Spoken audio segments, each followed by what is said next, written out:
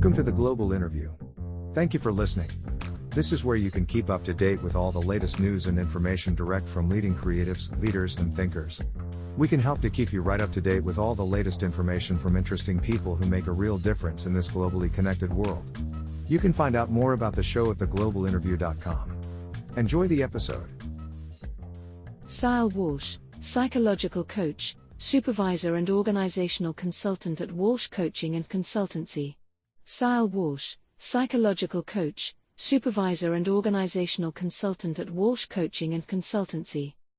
Sile has been working in the area of coaching psychology for over 9 years, is a graduate of UCC, with an HDip in coaching psychology and an MSc in personal and management coaching, as well as professional qualifications in supervision, leadership, participatory management and a keen interest in dialogical organisational development. Sile has written for the Good Men Project, Ravishly and other well-known publications. She also has been interviewed as an expert for several podcasts, radio shows, print publications and on Irish TV. She is passionate about mental health and addiction recovery, for individuals and families affected by both. Sile has guest lectured on 2 separate courses in UCC, one for the MSc Personal and Management Coaching and the other for the MA in Organisational Psychology.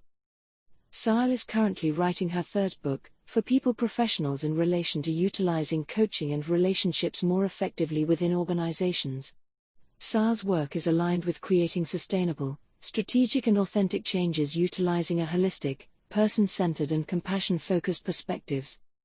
Tell us about your current role and what you like about your career or areas of focus. My current role is working for myself in Walsh Coaching and Consulting, and I've been doing this since 2011.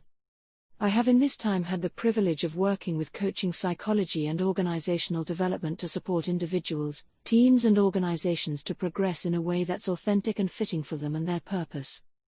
My work has always been about supporting and empowering people, utilising the difference that each one of us can make, but also the difference that each one of us brings into an environment.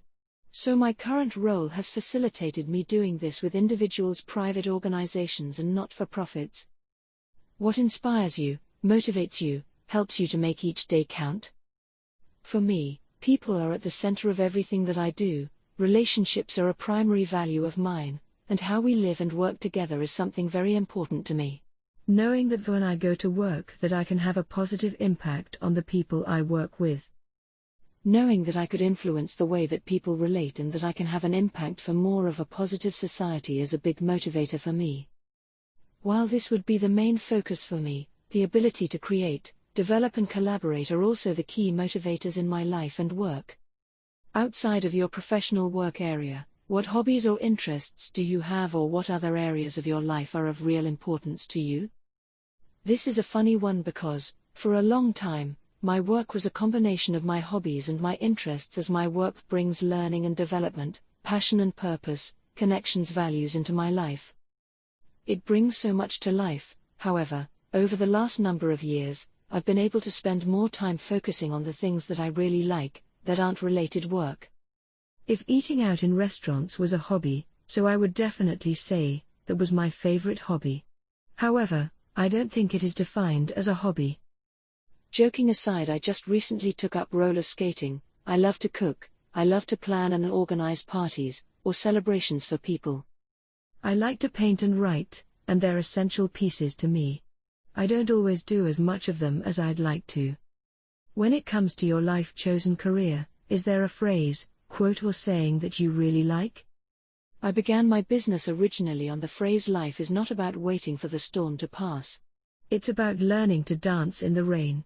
Much of my work has involved this, for myself personally and also with others that I work with. Learning to live with life as it is and to make the best of what's available at this moment, as well as not allowing negatives to be the only thing that we see. And so this quote actually was the start of my business. What are you most proud of in your life?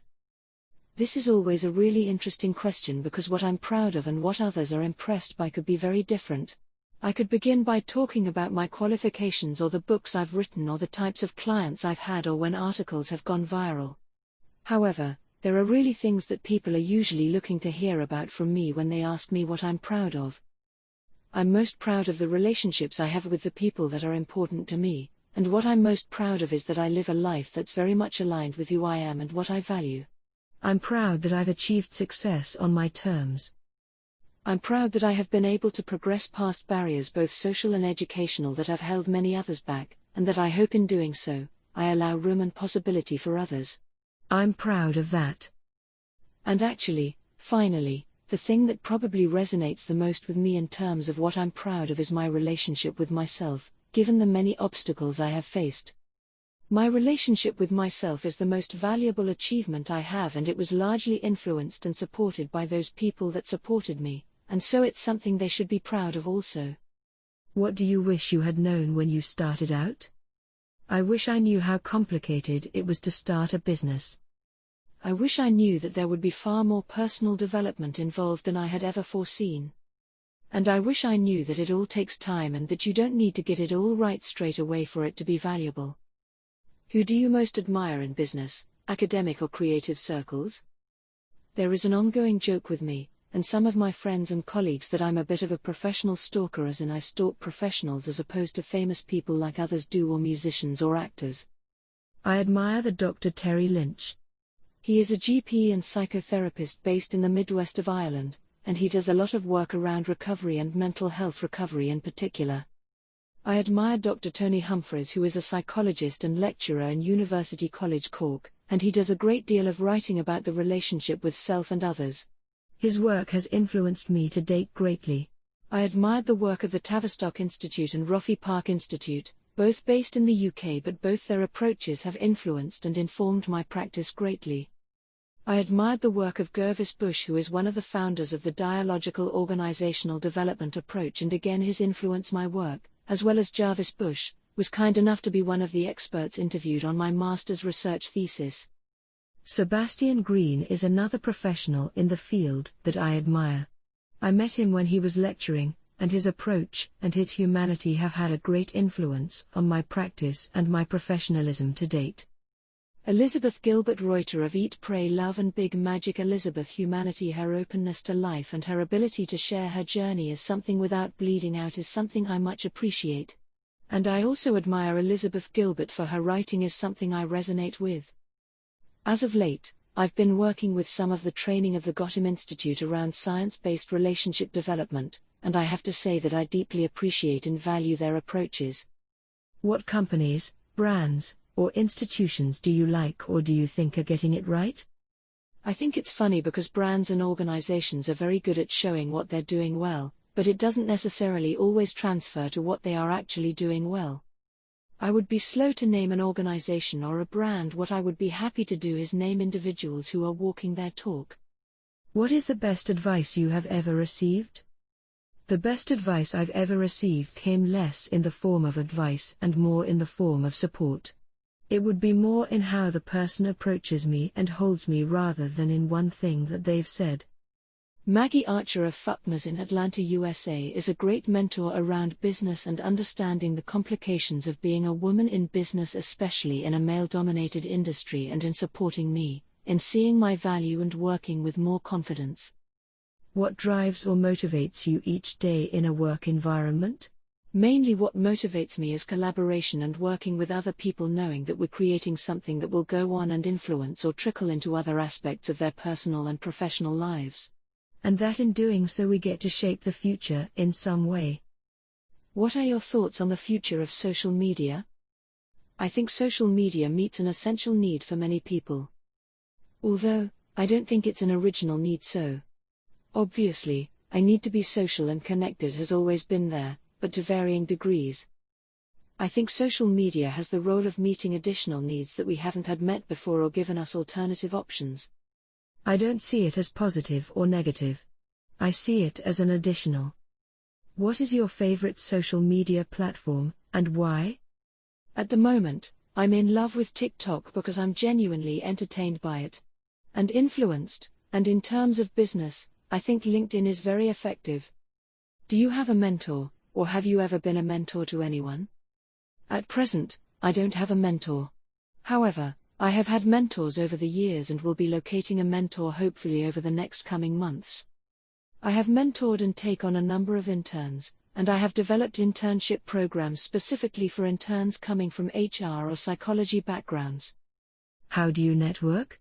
What is your preferred way to network? Generally, for me, networking is about connection and shared values.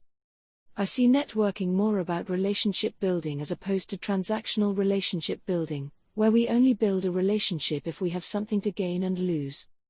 I see networking as an opportunity to share. What advice would you have for someone looking to get into the same area of work? Before jumping into the area and presuming you understand what's involved, I would actually engage in some of your own coaching, supervision or facilitated services. See what it's like to be on the receiving end of them. I'd also check your motivators.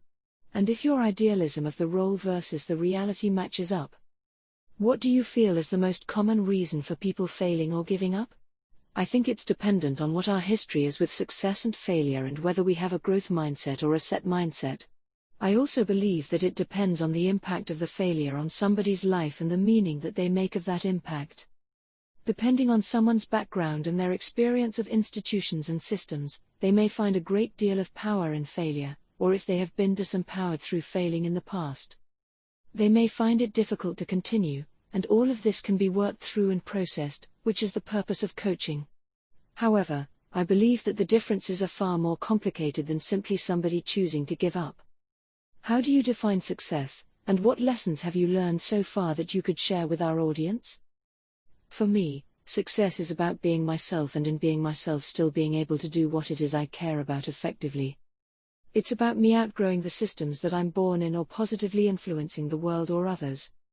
And it's about having a quality of life that allows me to live well and to contribute positively to society. What skills do you feel have helped you to become successful? Grit, resilience, and the ability to accept failure repeatedly. If I was to count the current number of job rejections sitting in my emails, it's in the hundreds, and the ability to be let down without allowing the letdown or the failure to define me. What are called your books, and if anyone is interested in your books, how do they can find it? On my website www.silewalsh.com/books. Codependency: An Authentic Journey. Self-care: An Authentic Journey. Is there anything new that you are working on or involved in that you would like to share? I've opened my second online group supervision for coaches in private practice or working within organizations because the first one is full, and there's more information on my website. Also, the doors to my Deep in Your Coaching Practice course has opened and will begin in September. With the current changes in people's working lives, I have specifically designed a wellness program for remote workers and organizations to roll out that allow remote workers to access supports when needed, and this is available for anybody to contact me and discuss it with me. Thank you for listening to this interview on The Global Interview. You can join the Global Interview newsletter at theglobalinterview.com. Thank you for listening to this episode from The Global Interview. We appreciate your support. If you would like to find out more, please visit theglobalinterview.com.